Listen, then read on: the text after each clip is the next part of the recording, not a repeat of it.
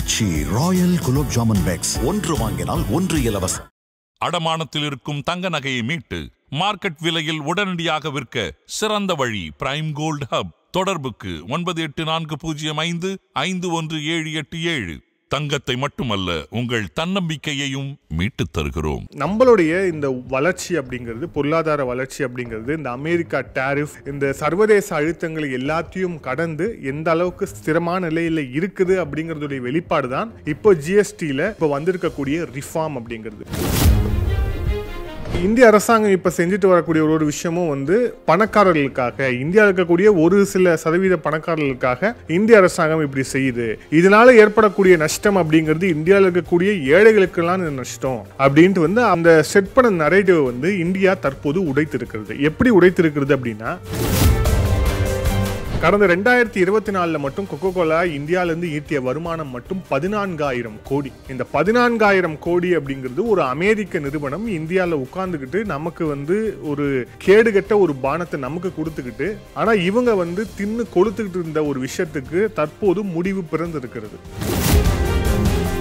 இந்த GST reform அப்படிங்கிறது வெறும் உள்நாட்டு மக்களுக்கு அவங்க சொல்ற மாதிரி பிரதமர் தரக்கூடிய தீபாவளி பரிசு, நவராத்திரி பரிசு அப்படிங்கிறதை தாண்டி இது சர்வதேச அரங்குக்கு இந்தியா அனுப்பக்கூடிய மிக முக்கியமான செய்தி. குறிப்பாக அந்த வெள்ளை மாளிகையில் அமர்ந்து கொண்டு எந்த வாய் இந்தியாவை டெட் எக்கானமின்னு சொல்லிச்சோ அந்த மூளைகளுக்கு, அந்த வாய்களுக்கான பதில் தான் இப்ப நடந்துட்டு இருக்கக்கூடிய இந்த ஜிஎஸ்டி ரிஃபார்ம் அப்படிங்கிறது. இது இன்னும் வரும் நாட்கள்லயும் தொடரும் அப்படிங்கிறத பார்க்கலாம். நேயர்களுக்கு அன்பு வணக்கம். இனிமேல் இந்திய அரசாங்கத்திடமிருந்து வரக்கூடிய ஒவ்வொரு அறிவிப்பும் எல்லாருமே உற்று நோக்கக்கூடிய ஒரு விஷயமாக இருக்கணும். ஏன் அப்படின்னா, இந்த டொனால்ட் ட்ரம்ப் என்கிற இந்த நபர் இந்தியாவிடம் ஆடி வரக்கூடிய இந்த டாரிஃப் வார் அப்படிங்கிறது பல்வேறு விளைவுகளை ஏற்படுத்த தொடங்கி இருக்கிறது. மிக முக்கியமாக சொல்லணும் அப்படின்னா, இது கிட்டத்தட்ட வேர்ல்டு ஆர்டரையே திருப்பி போடும் அளவுக்கு இது மாறி இருக்கிறது. அதுக்கான ஒரு கிளியரான எக்ஸாம்பிள் நம்ம வந்து எஸ்சிஓ சப்மிட்லேயே பார்த்தோம். எஸ்சிஓ சப்மிட்ல பிரதமர் மோடி அவர்கள், புதின், அதுக்கப்புறம் வந்து ஷி ஜின்பிங், இந்த 3 பேருக்கு ஏற்பட்ட அந்த நெருக்கம், அது ஏற்படுத்திய மிகப்பெரிய ஒரு பூதாகரமான ஒரு விஷயம் அப்படிங்கிறது இந்த வேர்ல்டு ஆர்டரையே புரட்டி போடும் அளவுக்கு அது வந்து மாறி இருக்கு அப்படின்னா அது மிகையாகாது. இத்தனை நாளாக நாங்கள் வைத்ததுதான் சட்டம், நாங்கள் தான் வந்து உலகத்தின் மிக முக்கியமான ஒரு பொருளாதார நாடு, நாங்கள் டிக்டேட் பண்ணுவோம் அப்படிங்கிற அந்த டேர்ம்ஸ்லேருந்து அமெரிக்கா தற்போது கொஞ்சம் கொஞ்சமாக கீழே இறங்கி வருகிறது. மிக குறிப்பாக இந்த கடந்த ஒரு மாசமா இந்தியாவை நோக்கி மிக கடுமையான ஒரு நகர்வை அமெரிக்காவுடைய அரசாங்கம், குறிப்பாக இந்த ட்ரம்ப் அட்மினிஸ்ட்ரேஷன் தொடர்ச்சியா வந்து செஞ்சுக்கிட்டே இருந்தாங்க அப்படின்னு பார்க்கணும். இன்னமும் செஞ்சுக்கிட்டு இருக்கிறாங்க. ஆனா அதற்கு எதிர்வினையாக நாம என்ன செஞ்சுக்கிட்டு இருக்கிறோம் அப்படிங்கிறது தான் மிக முக்கியமான ஒரு விஷயம். எஸ்சிஓ சம்மிட்ல பிரதமர் மோடி அவர்கள் பங்கேற்றதாகட்டும், இப்ப குவாடு வந்து நடக்குமா நடக்காதா அப்படிங்கிற ஸ்டேஜுக்கு வந்து நிக்கிறதாகட்டும், உள்ளிட்ட பல்வேறு நகர்வுகள்ல இந்தியா எந்த மாதிரி ரிட்டாலியேட் பண்ணியிருக்கு அமெரிக்காவுக்கு அப்படிங்கிற விஷயத்த ஒண்ணுன்னா பார்த்துட்டு வரோம். இப்போ அமெரிக்கர்கள் இப்ப என்ன ஒரு, குறிப்பா அந்த ட்ரம்ப் அட்மினிஸ்ட்ரேஷன் இப்ப கையில என்ன ஒரு ஆயுதம் எடுத்து வச்சிருக்காங்கன்னா, இந்திய அரசாங்கத்தை நம்மளால பணிய வைக்க முடியல. இந்திய அரசாங்கம் ரொம்ப ஸ்ட்ராங்கா இருக்கிறாங்க. சோ இப்போ நாம என்ன பண்ணணும் அப்படின்னா, இந்தியாவுடைய மக்களுடைய மனநிலையை கெடுக்கணும். மிக முக்கியமாக இந்த ஸ்ட்ராங்கா வந்து இந்த பிரதமர் உள்ளிட்டவர்கள் நிற்பதற்கான மிக முக்கியமான காரணம், இந்தியாவில் இருக்கக்கூடிய ஒரு சில பணக்காரர்களுக்காக தான் உங்களுடைய அரசாங்கம் இப்படி இருக்கே தவிர வேற எதுவுமே கிடையாது அப்படின்னு சொல்லிட்டு அந்த அமெரிக்காவுடைய இந்த ட்ரம்ப் அட்மினிஸ்ட்ரேஷன் ரொம்ப கீழ்த்தரமா யோசிச்சு அதுக்கான வியூகங்களை வகுக்க ஆரம்பிச்சிருந்தாங்க.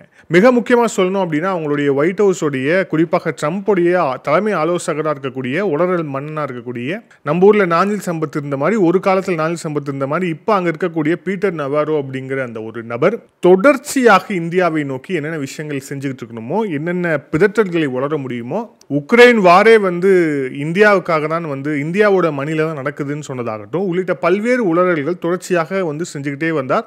அவர் ஒரு விஷயத்தை குறிப்பிட்டார். இந்தியா வந்து இப்ப நிற்பதற்கான மிக முக்கியமான காரணம் ஒரு சில பணக்காரர்களுக்காக. அதாவது இங்க இருக்கக்கூடிய ஒரு சில பொருளியல் குழுக்கள்லாம் அது வந்து அடிக்கடி சொல்லுவாங்க. இந்திய அரசாங்கம் இப்ப செஞ்சுட்டு வரக்கூடிய ஒரு விஷயமும் வந்து பணக்காரர்களுக்காக, இந்தியாவில் இருக்கக்கூடிய ஒரு சில சதவீத பணக்காரர்களுக்காக இந்திய அரசாங்கம் இப்படி செய்யுது. இதனால ஏற்படக்கூடிய நஷ்டம் அப்படிங்கிறது இந்தியாவில் இருக்கக்கூடிய ஏழைகளுக்கெல்லாம் நஷ்டம் அப்படின்ட்டு வந்து அவர் அந்த செட் பண்ண நரேட்டிவ் வந்து இந்தியா தற்போது உடைத்திருக்கிறது. எப்படி உடைத்திருக்கிறது அப்படின்னா, we are not in a weak position. நாங்கள் பலவீனமான ஒரு நிலையில் இல்லை. அதே நேரத்தில் எங்களுடைய மக்களுக்கு நாங்கள் தரக்கூடிய சலுகையை நாங்கள் தருவோம் அப்படிங்கிறது தான் இப்போ இந்த ஜிஎஸ்டியில் கொண்டு வந்திருக்கிறாங்க. இப்போ இந்த ஜிஎஸ்டிக்கும் அமெரிக்காவுக்கும் மிக முக்கியமான ஒரு தொடர்பு இருக்கா அப்படின்னா, சட்டிலாக இதை வந்து ஒரு ஜியோ பொலிட்டிக்கல் எக்ஸ்பெக்டில் பார்த்தோம் அப்படின்னா மிக நிச்சயமாக இருக்கிறது. இது எப்படி இருக்குது அப்படிங்கிற விஷயத்த நம்ம வந்து பார்ப்போம். ஸோ இந்த ஏழைகளுக்கு எந்த ஒரு பயனும் இல்லை அப்படின்ட்டு இவங்க சொன்ன விஷயம், ஏழைகள் தான் இதனால் பாதிக்கப்பட்டிருக்கிறார்கள் இந்த டாரிஃபால அப்படின்னு அவர் சொன்ன விஷயத்த நாம் வந்து கிளியராக இந்த ஜிஎஸ்டியில் குறிப்பாக வந்து டாக்ஸ் ஜிஎஸ்டி குறைப்பதன் மூலியமாக 2 ஸ்லாபே இல்லாமல் ஆக்குனதன் மூலியமாக நம்ம வந்து உணர்த்தி இருக்கிறோம். ஸோ இது நம்பர் 1.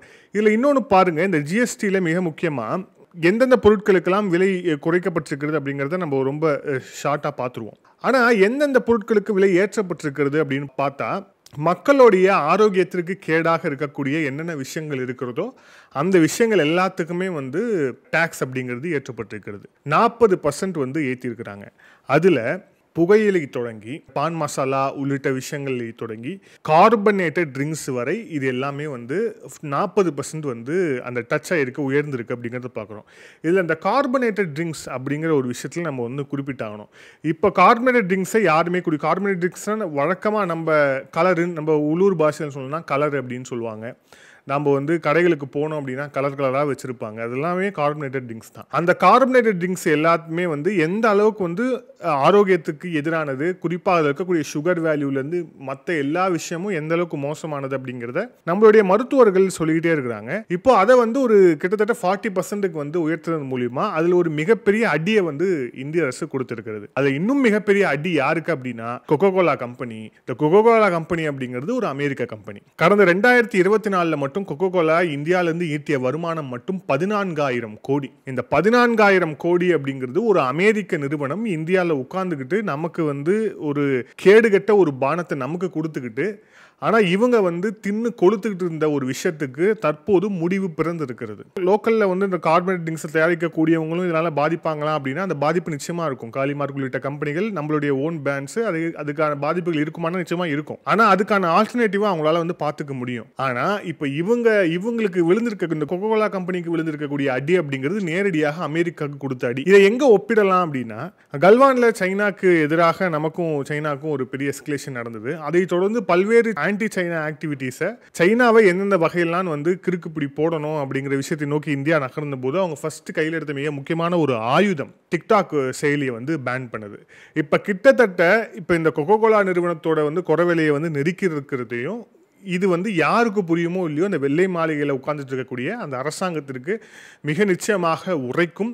ஓவராலாக நமக்கும் அமெரிக்காவுக்கும் இருக்கக்கூடிய இந்த டாரிஃப் வார், இந்த லொட்டு லொஸ்கு புண்ணாக்கி எல்லாத்தையும் தாண்டி இவங்களுக்கும் நமக்கும் இருக்கக்கூடிய அந்த ஏற்றுமதி இறக்குமதி வர்த்தகம் அப்படிங்கிறது 5 லட்சம் கோடி ரூபாய் தான். இப்போ இந்த 5 லட்சம் கோடி ரூபாய்க்காக இவங்களுக்கு வந்து பணியணும் அப்படின்னு இந்த ட்ரம்ப்போடைய அரசாங்கம் நினைத்தது, அது நடக்கலை. மாறாக இப்போ என்ன நடக்குது அப்படின்னா, இந்திய மக்களுக்கான ஜிஎஸ்டியில் இருக்கக்கூடிய ரிலீஃபை வந்து நம்மளுடைய அரசாங்கம் கொண்டு வந்திருக்காங்க. இது ரொம்ப கிளியரா சர்வதேச அரங்கில் நம்ம சொல்லக்கூடிய செய்தி, நாங்க திறமான ஒரு வளர்ச்சியை நோக்கி சென்று கொண்டிருக்கிறோம். IMF உடைய கணிப்பின்படி 2028 உலகத்தின் 3வது பொருளாதார நாடாக இந்தியா இருக்கும் அப்படின்னு அவங்களுடைய கணிப்பு அப்படிங்கிறது எந்த அளவுக்கு சரி அப்படிங்கிற அந்த கிராஜுவலான விஷயத்தை தான் இது உணர்த்துது அப்படிங்கிறத பார்க்கிறோம். இதை தாண்டி இருக்கக்கூடிய மிக முக்கியமான விஷயங்களை பார்ப்போம். குறிப்பாக நம்மளுடைய இந்தியன் எக்கானமியை வந்து தூக்கி பிடிக்கிறதுல கிட்டத்தட்ட வந்து முதுகெலும்பாக இருக்கக்கூடிய மிடில் கிளாஸுக்கு எந்த மாதிரியான ரிலீஃப் வந்து இந்த ஜிஎஸ்டி ரிலீஃப்ல வந்து கிடைச்சிருக்கு அப்படிங்கிறது ரொம்ப குயிக்காக வந்து நம்ம பார்த்துருவோம். அதில் ஃபஸ்ட்டு சொல்லணும் அப்படின்னா நம்மளுடைய ஹெல்த் இன்சூரன்ஸ் அப்படிங்கிறது இப்போ மிடில் கிளாஸ்க்கு எல்லாருமே வந்து காமனாக அவைல் பண்ணக்கூடிய ஒரு விஷயமாக இருக்கிறது. எந்த அளவுக்கு வந்து இந்த ஹெல்த் இன்சூரன்ஸ் முக்கியம், இந்த ஹெல்த் கேர் முக்கியம் அப்படிங்கிறது ஒரு மிடில் கிளாஸுக்கு தரமான ஒரு சிகிச்சை கிடைக்கணும் அப்படிங்கிறது அவங்களுக்கு அந்த சுச்சுவேஷன் வரும்போது வந்து தெரியும். ஸோ இப்போ வந்து அந்த ஹெல்த் கேருக்கான ஜிஎஸ்டி வந்து கிட்டத்தட்ட 0 வந்து, அதாவது வரி விலக்கு அளிக்கப்பட்டிருக்கிறது. அதை தாண்டி கேன்சர், அதுக்கப்புறம் ரேர் டிசீஸுக்கான இந்த மெடிசன்ஸுக்கு வந்து ஜிஎஸ்டி வந்து முழுமையாக வந்து ரத்து செய்திருக்கிறது மத்திய அரசு. இப்போ அடுத்தபடியாக அதில் பார்க்கணும் அப்படின்னா மிடில் கிளாஸில் மருத்துவம் அப்படிங்கிறது எந்த அளவுக்கு சிக்கலாக இருக்குமோ அதுக்கு அடுத்தபடியான சிக்கல் எதில் இருக்கும்னா எஜுகேஷனில் இருக்கும். ஏன்னா இப்போ வந்து எஜுகேஷனில் இருக்கக்கூடிய ஃபீஸ் ஸ்ட்ரக்சர்லேருந்து அதுக்கப்புறம் வந்து பசங்களுக்கு நாம் வாங்கி கொடுக்கக்கூடிய விஷயங்கள்லேருந்து எல்லாமே எந்த அளவுக்கான விலை உயர்வோடு இருக்குது அப்படின்னு. ஸோ இப்போ அதில் ஒரு ரிலீஃபாக என்ன வந்திருக்கு அப்படின்னா ஸ்கூல் எசென்ஷியல் புக்ஸு, கிரையான்ஸு உள்ளிட்ட அந்த ஸ்டேஷ்னரி ஐட்டம்ஸ் எல்லாமே வந்து 0% அப்படிங்கிற ரேஞ்சில் வந்து கொண்டு வந்திருக்காங்க. ஸோ அதுக்கு வந்து ஜிஎஸ்டியே இல்லை அப்படிங்கிற அந்த விஷயத்துக்கு வந்து வந்திருக்கு அப்படிங்கிற அந்த ஒரு விஷயத்தை வந்து நம்ம வந்து இதில் பார்க்குறோம். இதில் அடுத்தபடியாக பார்த்தோம் அப்படின்னா அப்பர் மிடில் கிளாஸ் இப்போ இந்த கார் வாங்கக்கூடிய சுச்சுவேஷனில் வந்து இருக்கக்கூடியவங்களுக்கான ஒரு டாக்ஸ் ரிலீஃபாக வந்திருக்கிறது அப்படிங்கிறது இப்போ இதுக்கு முன்பாக இருந்ததை விட இப்போ வந்து அந்த கார் உற்பத்தி அதுக்கப்புறம் வந்து கார் வாங்கக்கூடியவர்களுக்கு பயனளிக்கும் விதமாக இந்த ஸ்லாபை வந்து 18% வந்து குறைத்திருக்கிறாங்க. அதுவும் மிக முக்கியமான ஒரு விஷயமா இருக்குது. அதற்கு அடுத்தபடியாக நம்மளுடைய மிடில் கிளாஸில் ஹவுஸ் ஹோல்டில் யூஸ் பண்ணக்கூடிய விஷயங்களில் இப்போது ஏர் கண்டிஷன் அப்படிங்கிறது கிட்டத்தட்ட வந்து அது ஃபேன் அளவுக்கு ஆயிடுச்சு. எல்லார் வீட்லையுமே அது மேண்டேட்டரி இருக்கணுங்கிற ஒரு சூழல் வந்து வந்துருச்சு. ஸோ இப்போ அதன் மீது இருந்த டேக்ஸ் வந்து ஏற்கனவே இருந்தது 28% இருந்துச்சு ஜிஎஸ்டி. இப்போ அதை வந்து 18% வந்து குறைத்திருக்கிறாங்க. இதே போல் ஸ்மார்ட் டிவி இது வந்து ஏற்கனவே 28% இருந்துச்சு, இப்போ வந்து 18% வந்து கொண்டு வந்திருக்கிறாங்க. இதே மாதிரி டிஷ்வாஷர்ஸும் 18% வந்து கொண்டு வந்திருக்காங்கிறத பார்க்குறோம். இதெல்லாம் தாண்டி எப்போவுமே எந்த அரசாங்கம் வந்தாலும் மக்கள் கேட்டுக்கொண்டே இருப்பது என்னன்னா விலைவாசி எப்பயா கம்மியாகும் அப்படின்னு தான் எல்லாருமே வந்து கேட்டுகிட்டே இருப்பாங்க. மேலை நாடுகளில் ஏன் அமெரிக்கா உள்ளிட்ட மேலை நாடுகளில் கூட இப்போ மிகப்பெரிய இந்த விலையேற்றம் அப்படிங்கிறது வந்து தலை விரித்து ஆடிக்கொண்டிருக்கிறது. அதுவும் குறிப்பாக இந்த அமெரிக்காவுடைய திமிரால பாதிக்கப்படுறது யார் அப்படின்னா அமெரிக்காவில் இருக்கக்கூடிய ஏழை மக்கள் தான். நம்ம திருப்பியும் சொல்லுவோம், ஆமாம், ஒரு வாழைப்பழத்துக்கு கூட வந்து அங்கே வந்து டேரிஃப் இருக்குது அந்த அமெரிக்காவில். ஏன்னா வந்து வாழைப்பழம் அப்படிங்கிறது அவங்க வந்து அந்த கன்சியூம் பண்ணுறது அப்படிங்கிறது அங்கே மிக அதிகம். அவங்களுடைய மார்னிங் ரொட்டீன்லேயே ஒரு மிக முக்கியமான ஒரு விஷயமா வச்சுருக்கிறாங்க. அதுக்கு கூட வந்து அங்கே வந்து டேரிஃப் இருக்குது. ஸோ இப்போ அப்படியே நம்ம இங்கே எடுத்துக்கிட்டோம் அப்படின்னா நம்ம வளரும் பொருளாதாரமாக இருந்தாலும் கூட கிராசரிஸில் இப்போ நம்மளுடைய அரசாங்கம் பெரிய ரிலீஃப் கொடுத்துருக்குறாங்க. பட்டர், கீ, பிஸ்கெட்ஸ் உள்ளிட்ட விஷயங்கள் எல்லாமே வந்து 5% ஜிஎஸ்டி அப்படிங்கிற அந்த ரேஞ்சுக்குள்ளே வந்திருக்கு அப்படிங்கிறத பார்க்கணும். இது வந்து மிடில் கிளாஸுக்கு ஒரு மிகப்பெரிய ஒரு ரிலீஃபாக இருக்கும். மாதம் மளிகை சாமான் வாங்கக்கூடியவங்களுக்கு இப்போது இந்த செப்டம்பர் 22ஆம் தேதிக்கு பிறகு அதில் வந்து நிச்சயமாக அவங்க வந்து அதில் இருக்கக்கூடிய ஃப்ளக்சுவேஷன்ஸ் அவங்களால மிக நிச்சயமாக உணர முடியும். அடுத்தபடியாக மிக முக்கியமான விஷயம், எந்த இடத்த அமெரிக்கா டார்கெட் பண்ணாங்க? நம்மளுடைய அக்ரிகல்ச்சர், நம்ம நாட்டுடைய அக்ரிகல்ச்சரில் எப்படியாவது தலையிடணும்.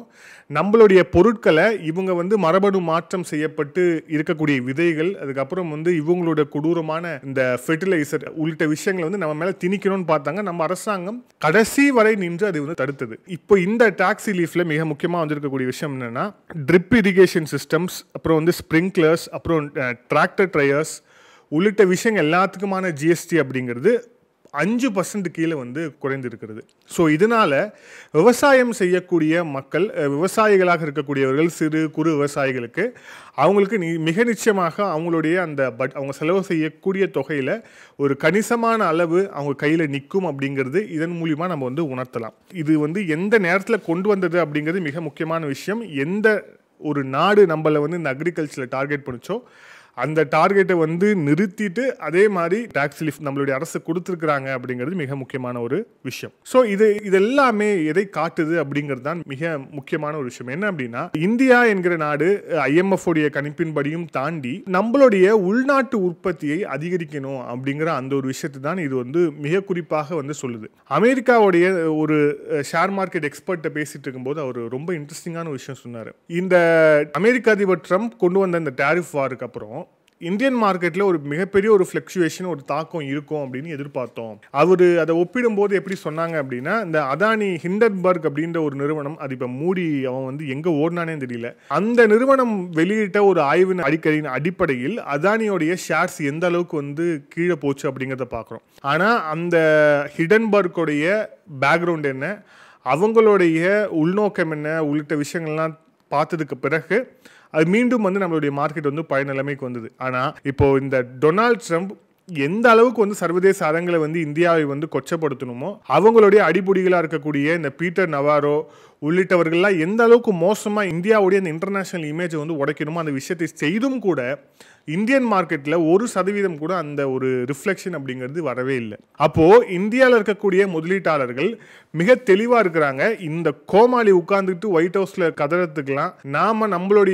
நம்ம இன்வெஸ்ட்மெண்ட்ஸை வந்து மாத்துறது உள்ளிட்ட விஷயங்களுக்கு போகக்கூடாது அப்படிங்கிறதுல நம்மளுடைய முதலீட்டாளர்கள் ரொம்ப கவனமா இருந்தாங்க அப்படிங்கிறது அந்த மார்க்கெட் காட்டுச்சு அப்படின்னா மிக நிச்சயமாக இப்பவும் அதான் நடந்துகிட்டு இருக்கு, நடக்கவும் போகுது. இந்த பதிவோட இறுதியா இந்த விஷயம் தான் மிக குறிப்பாக நம்மளுடைய இந்த வளர்ச்சி அப்படிங்கிறது, பொருளாதார வளர்ச்சி அப்படிங்கிறது, இந்த அமெரிக்கா டாரிஃப், இந்த சர்வதேச அழுத்தங்கள் எல்லாத்தையும் கடந்து எந்த அளவுக்கு ஸ்திரமான நிலையில இருக்குது அப்படிங்கிறதுடைய வெளிப்பாடு தான் இப்போ ஜிஎஸ்டியில் இப்போ வந்திருக்கக்கூடிய ரிஃபார்ம் அப்படிங்கிறது. இந்த ஜிஎஸ்டி ரிஃபார்ம் அப்படிங்கிறது வெறும் உள்நாட்டு மக்களுக்கு அவங்க சொல்ற மாதிரி பிரதமர் தரக்கூடிய தீபாவளி பரிசு, நவராத்திரி பரிசு அப்படிங்கிறதை தாண்டி இது சர்வதேச அரங்குக்கு இந்தியா அனுப்பக்கூடிய மிக முக்கியமான செய்தி. குறிப்பாக அந்த வெள்ளை மாளிகையில் அமர்ந்து கொண்டு எந்த வாய் இந்தியாவை டெட் எக்கானமின்னு சொல்லிச்சோ அந்த மூளைகளுக்கு, அந்த வாய்களுக்கான பதில் தான் இப்போ நடந்துட்டு இருக்கக்கூடிய இந்த ஜிஎஸ்டி ரிஃபார்ம் அப்படிங்கிறது.